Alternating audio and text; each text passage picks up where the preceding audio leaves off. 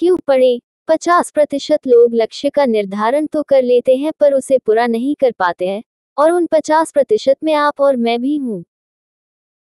हम अपने लक्ष्य का चुनाव तो कर लेते हैं कि मुझे क्या प्राप्त करना है, पर उन 50% लोगों में से केवल 5% लोग ही अपने लक्ष्य को प्राप्त कर पाते हैं।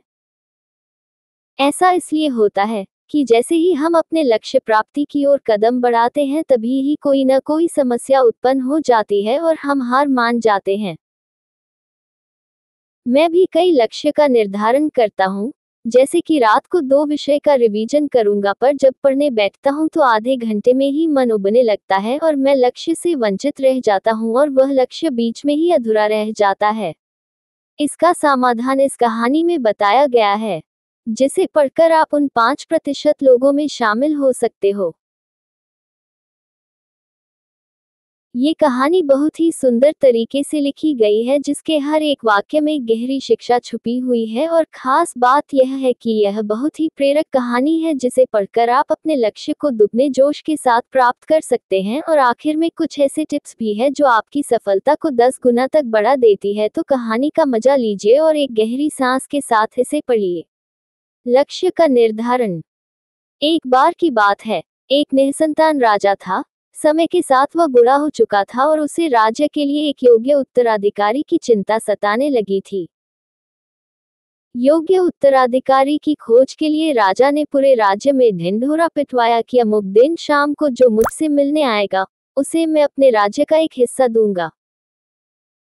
राजा के इस निर्णय से राज्य के प्रधानमंत्री ने रोष जताते हुए राजा से कहा, महाराज, आपसे मिलने तो बहुत से लोग आएंगे और यदि सभी को उनका भाग देंगे तो राज्य के टुकड़े टुकड़े हो जाएंगे।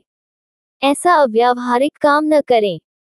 राजा ने प्रधानमंत्री को आश्वस्त करते हुए कहा, प्रधानमंत्री जी, आप चिंता न करें, देखते रहें क्या होता है। निश्चित दिन जब सबको मिलना था, राजमहल के बगीचे में राजा ने एक विशाल मेले का आयोजन किया।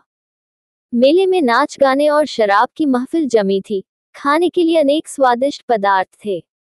मेले में कई खेल भी हो रहे थे, जिसके कारण राजा से मिलने आने वाले कितने ही लोग नाच गाने में अटक गए, कितने ही सुरा सुंदरी में, कितने ही आश्चर्यजनक खेलों में मशगूल हो गए तथा कितने ही खाने पीने, घूमने फिरने के आनंद में डूब गए।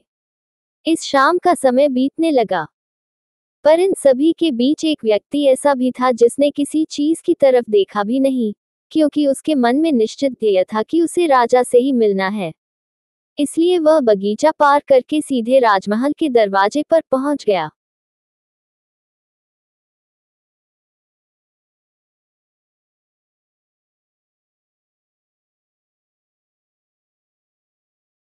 लक्ष्य का निर्धारण। लक्ष्य का निर्धारण। क्यों